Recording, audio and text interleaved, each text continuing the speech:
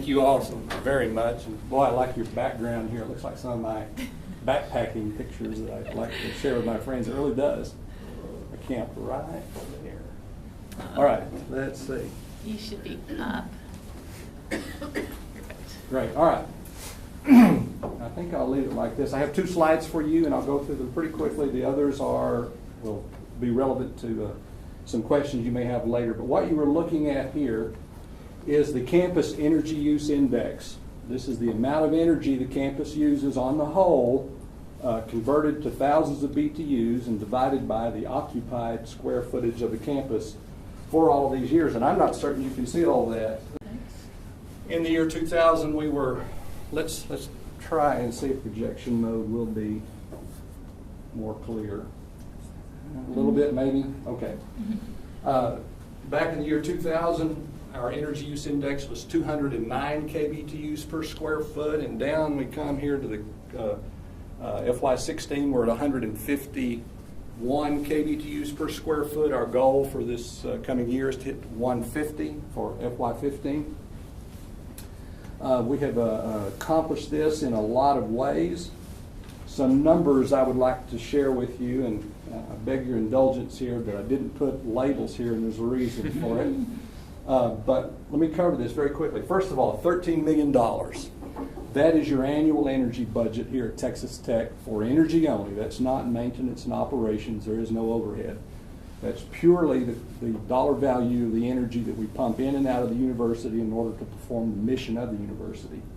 $19 million, that's what we used to spend back in 2000 when our energy use index was over 200 kBTUs per square foot. $2 million a year, these are point of use savings. We do not run our campus 24 hours a day, 365 days a year for lighting and air conditioning and everything. It all depends on the function of the spaces.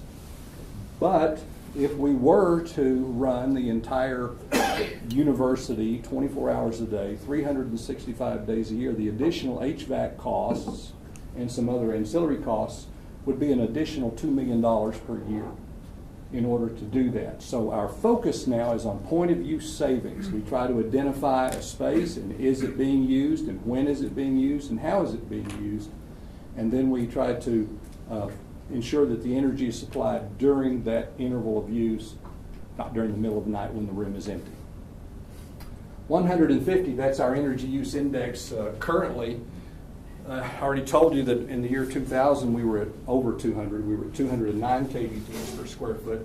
There's some very prominent universities in the Big 12 Conference that have energy use indexes of 285 and 195. So those are very common high numbers. The Department of Energy says that the typical university in the United States is about 280 kBTUs per square foot. Texas Tech is at 150. 125, that's what we're trying to get. We have some kind of long-term goals, but they are coalescing into short-term goals, and we think we can squeeze the university energy use index down to about 125. We might do better than that because we've had some recent innovations that I'm very pleased about. 25%. We have reduced the energy use index of the campus since the year 2000 by 25%. And with that, it's not entirely linear, but there is a corresponding reduction in the carbon footprint of our campus. So our carbon footprint has reduced. That scope 1 carbon footprint is about a 25% reduction. 3%. You wonder sometimes why in the winter we jack your temperatures down to 68 or 69 degrees in some of your offices and classrooms, and during the summer we ask you to tolerate 75 or 76 degrees. That's because ASHRAE, the Association, American Society for Heating, Refrigeration, and Air Conditioning Engineers, tells us that for every 1 degree departure from the optimal temperature set point, you increase your HVAC costs by 3%. And so that's why we do some of the things we do. $250,000 a year. If we were to decide we're going to run this campus at 72 degrees and hold it there constantly all year long, it would cost us in energy another $250,000 in order to maintain those temperature settings versus the seasonal offsets that I described to you.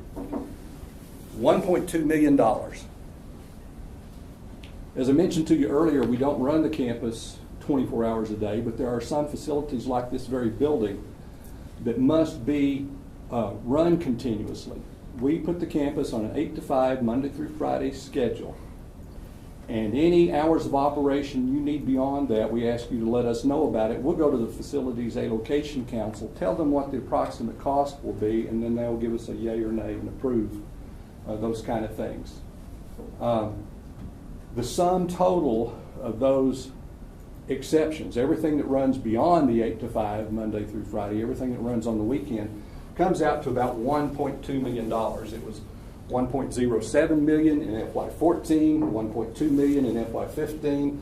We increased only $17,000 last year. I was pleased with that because we actually had requests that totaled over $100,000 and they were granted. But we got with some department chairs here and there and said, could we turn some things off? And by George, they did. We turned them off and we offset the increase that was coming from another direction.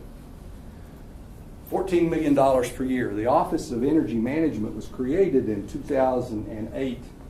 We have saved the university $14 million since that time, and these are savings that they're not frivolous things. We report, this is what we report to the State Energy Conservation Office and to the Governor's Office. The most important number for you to recognize here is 7424 ops. This goes to our operations division. Anytime you need service beyond that 8 to 5, Monday through Friday, you can call that number. And if we don't already have a schedule in place for you, we'll turn the air on for you while you're working that evening. We try to do this point of use response instead of setting up blanket schedules for areas that might or might not be occupied late in the evening. So that's about what I have for you. That's nice. Thank you.